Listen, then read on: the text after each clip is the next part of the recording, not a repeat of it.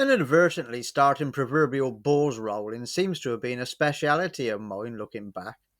A seemingly innocuous evening out playing pool in a pub with my old mate Stu and a few others.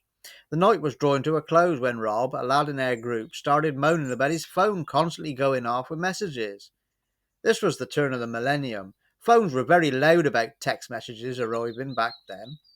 The sender of all the texts, Rob informed us, was a woman some years older than we, who he had shared a taxi home with a few weeks previously, and now she was bombarding him. Her identity was revealed to be Catherine, the daughter of a local bloke who was a part-time farmer and a full-time boozer. Their small holding was a bit of a junkyard, and part way being sold off for barn conversions. I tried to get in there in order to buy some scrap, but had been met with the usual gorger's attitude. No dice. If this woman was looking for a younger bloke to chat to, and Rob didn't fancy it, hell, I would give it a go in order to get a shot at buying some metal, and possibly the David Brown 30D tractor this I'd spotted rusting away in their hedgerow. With Rob away for a piss, the phone beeped and flashed again.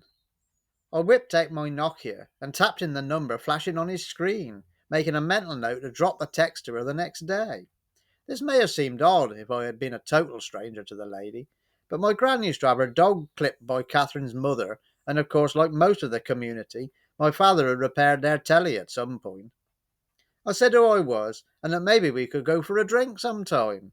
Several texts back and forth, and a meeting in a local hotel bar set up to discuss the finer points of what I was offering.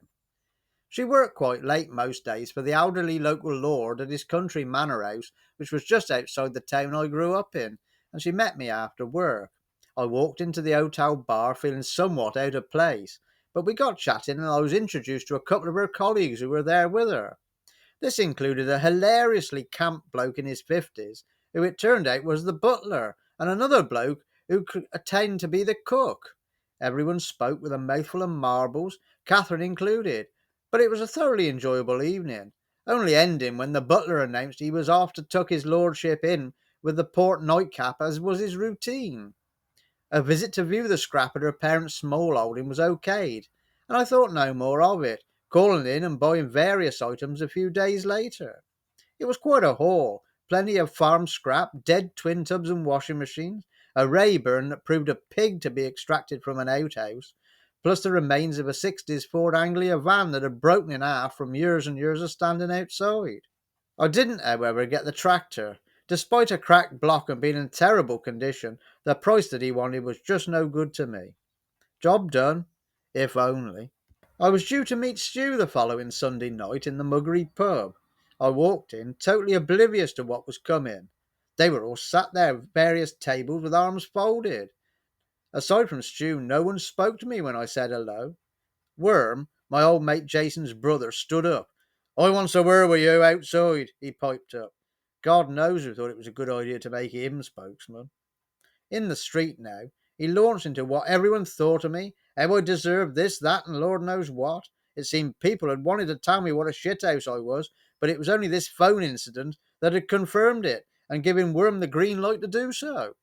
Resisting the urge to just boot him in the flute, through respect for his brother, who is one of my oldest friends, I stood there and listened to all the cobblers before requesting he fetch Rob to actually inform me what the issue was. The upshot being, Catherine had taken it so badly that Rob was disinterested and had shared her number with a random mate, bombarding him with even more texts. Hal hath no fury and all that, even though in truth he knew nothing about it. I figured it was best to stay out of everyone's way after that. Catherine thought differently, though, and my Nokia was soon beeping away at all hours. I must just have had that sort of face, because it wasn't long before I was having to listen to various problems, and even spent one morning whilst out in the lorry convincing her not to drink his lordship's brasso because she was terribly depressed and had had enough. I bet the only positive to come out of the whole debacle was I gained a scrap Sherpa dropside pickup from the builder who was doing their parents' barn conversion some weeks later. Hello there. Thank you for watching this. If you've enjoyed it, would like to see a few more, please subscribe, like and share.